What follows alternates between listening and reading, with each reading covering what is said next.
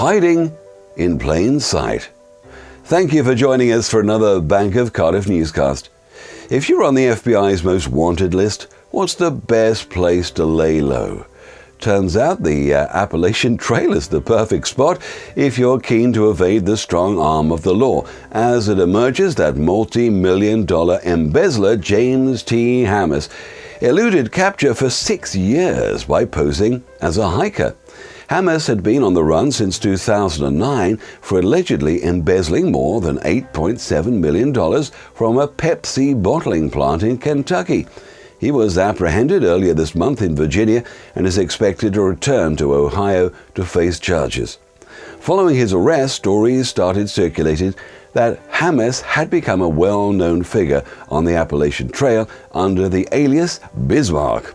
Fellow hikers say they knew him as an honest and religious man and were shocked to discover this super nice trail companion had actually featured on America's Most Wanted and American Greed fugitives. So, how was Hammes able to avoid detection for so long?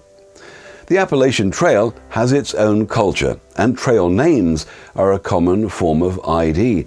Some trail veterans admit they don't always know the real names of friends they may have known for years. Larry Luxembourg, president of the AT Museum, explained that a trail name is, quote, given to somebody by their fellow hikers and often is something they do that they mess up, unquote.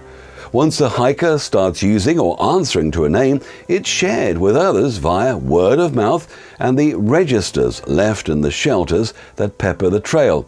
In most cases, it's so that hikers can escape their normal lives. But for Hammes, it was clearly the perfect solution to his desire for anonymity. Hammes was employed as the controller for Pepsi's Lexicon plant, responsible for financial accounting. Well, the indictment alleges that Hammes opened an unauthorized vendor account and began to make payments which were then siphoned to his personal bank accounts. He fled after an interview with FBI agents in 2009. Interestingly, Hammes isn't the first fugitive to take to the trail.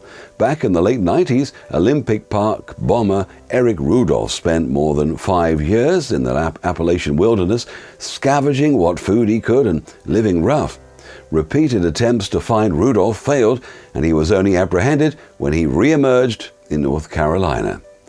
Hammes was arrested at a Damascus B&B during the Appalachian Trail Days Festival, an event he'd apparently attended many times before, and was taken into custody at a Damascus B&B.